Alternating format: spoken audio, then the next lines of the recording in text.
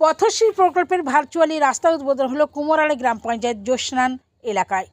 উল্লেখ্য, সারা রাজ্য জুড়ে মুখ্যমন্ত্রী প্রকল্পের অধীন 20,000 কিলোমিটারও বেশি পথশ্রী প্রকল্পের রাস্তার কাজ চলছে সারা পশ্চিমবঙ্গ জুড়ে।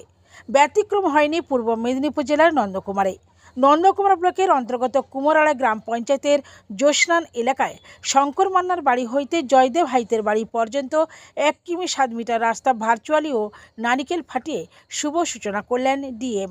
খুশি এলাকার মানুষজন।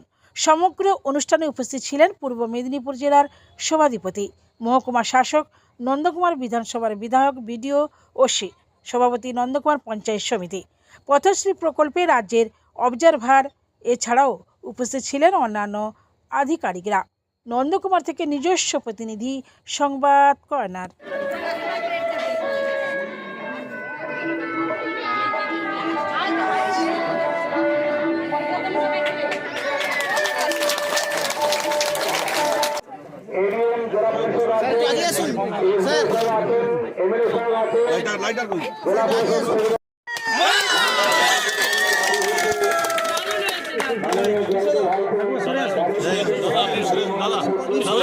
আপনি সরে চলে এসুন।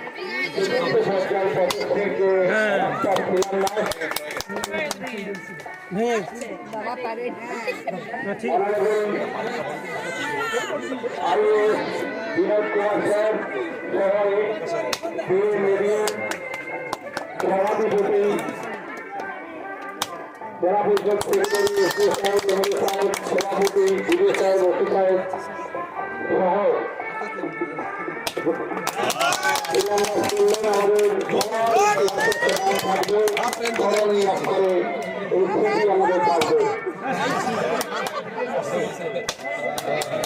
গ্রামবাসীদের পক্ষ থেকে সমস্ত সর্বোচ্চ অনেক সম্মান শ্রদ্ধা নিবেদন করি।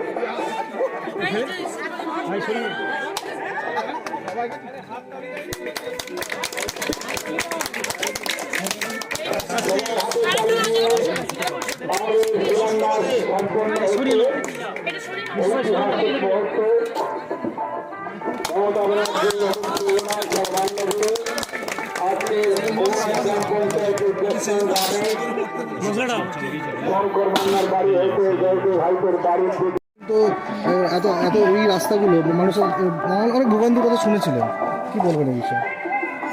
সারা বাংলা জুড়ে তো উন্নয়ন হচ্ছে এবং 12 মাসই তো তিনি উন্নয়ন করছেন। তবে মানুষ খুশি, পূর্ব মেদিনীপুর জেলার তৎসহ নন্দকুমার ব্লকের মানুষ, নন্দকুমার বিধানসভার মানুষ, যে একসঙ্গে 50 কোটি টাকার কাজ এই ব্লকে হবে, এটা সবাই জেনে ভীষণ খুশি।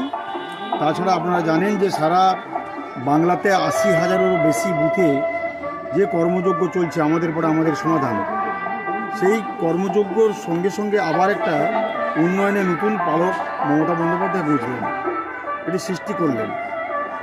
এটা মানুষ ভীষণ অভিভূত এবং আমরা সব থেকে নন্দকুমারের বাসী, নন্দকুমার ব্লকের মানুষ আন্তরিকভাবে খুশি, আনন্দিত যে আজকের প্রথম তিনি 20,000-এরও বেশি পথশ্রী রাস্তাশ্রী স্টেজ 4 যেটি তিনি আজকে সূচনা করলেন সারা রাজ্যে, তার সঙ্গে সঙ্গে এই প্রথম এই জেলার নন্দকুমার ব্লক এবং নন্দকুমার বিধানসভা এলাকার নন্দকুমার ব্লকে আমাদের যিনি অবজারভার আছেন এই জেলার উন্নয়ন দেখছেন, বিনোদ কুমার এবং জেলা শাসক সহ সভাধিপতি সহ এবং আমরা যারা সবাই তারা আজকে উপস্থিত হয়েছেন। এবং প্রথম এই রাস্তাটি এখানে এই কুমোরালী গ্রাম পঞ্চায়েতে জোসনান এই গ্রাম থেকে যে রাস্তাটি, প্রশস্ত রাস্তাটি আজকে সূচনা করলেন প্রথম।